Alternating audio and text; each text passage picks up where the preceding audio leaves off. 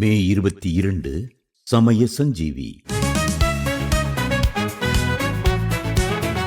நீங்கள் சுகமடையும்படி உங்கள் குற்றங்களை ஒருவருக்கொருவர் அறிக்கையிட்டு ஒருவருக்காக ஒருவர் ஜெபம் பண்ணுங்கள்.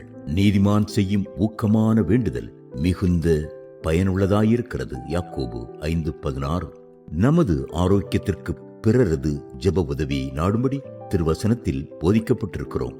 சுகமளிக்கும் வரம் பெற்ற ஊழியரது ஜெப உதவியை நாடலாம். சுகமளிக்கும் கூட்டங்களில் பங்கு பெறலாம். தங்கள் பகுதிகளுக்கு வந்த பேதுரு, பிலிப்பு, பவுல் ஆகியோரின் சுகமாக்கும் வரங்களை மக்கள் பயன்படுத்திக் கொண்டார்கள். அப்போஸ்தலர் நடபடிகள் 5:15-16. ஆனால் துர்பாக்கியமாக இன்று சுகமளிக்கும் ஊழியங்கள் பல வியாபாரமாகிவிட்டன.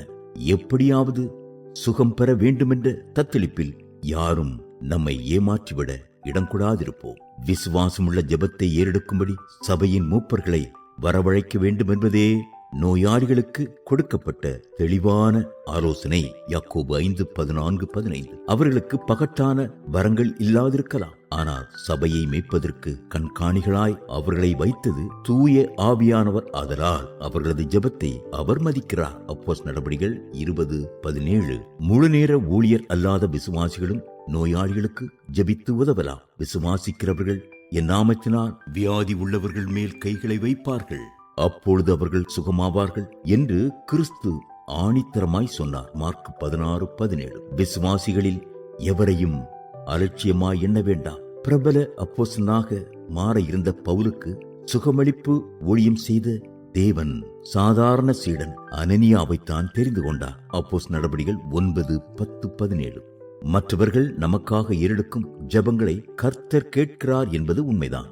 ஆனாலும் முடிவாக நாம் நமது விசுவாசத்தினாலேயே ஆண்டவரிடம் நெருங்க வேண்டும் என அவர் எதிர்பார்க்கிறார். தீர்க்கன் ஏசாயா தனக்கு அருகில் இருந்தாலும் அவரது ஜெபத்தில் சார்ந்து விடாது.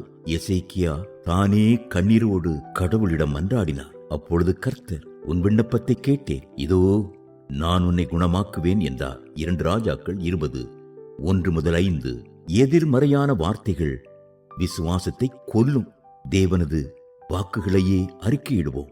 கடந்த காலத்தில் ஏதாவது பாதகமாக நடந்திருந்தால் அதையெல்லாம் நினைக்க வேண்டாம். அவர் இறந்தோரின் தேவனாயிராமல் இருப்போரின் தேவனாயிருக்கிறார். அவர் ஆபத்து காலத்தில் அனுகூலமான சமய சஞ்சீவியாயிருக்கிறார். சங்கீதம் 46:1. முறுமுறுக்காமலும் கவலைக்கும் குழப்பத்திற்கும் இடம் கொடாமலும் தேவனை துதித்துக் கொண்டே இருப்போம். சங்கீதம் 30:4-5. போதுமான அளவு விசுவாசிக்க முடியாவிட்டாலும் அந்த சிறுவனின் தகப்பனைப் போல விசுவாசிக்கிறேன் ஆண்டவரே, என் அவிசுவாசம் நீங்கும்படி உதவி செய்யும் என உணர்வுகளை ஆண்டவரிடம் கொட்டி அழுவோம். அவர் புரிந்து கொள்கிறார். மார்க் 9:24. நான் சுகமானேன், நான் சுகமானேன், புண்ணியரின் காயங்களா. அல்லேலூயா, அல்லேலூயா, ஆனந்தமே அல்லேலூயா, அல்லேலூயா, ஆரோக்கியமே. வி. Hezekiah Francis.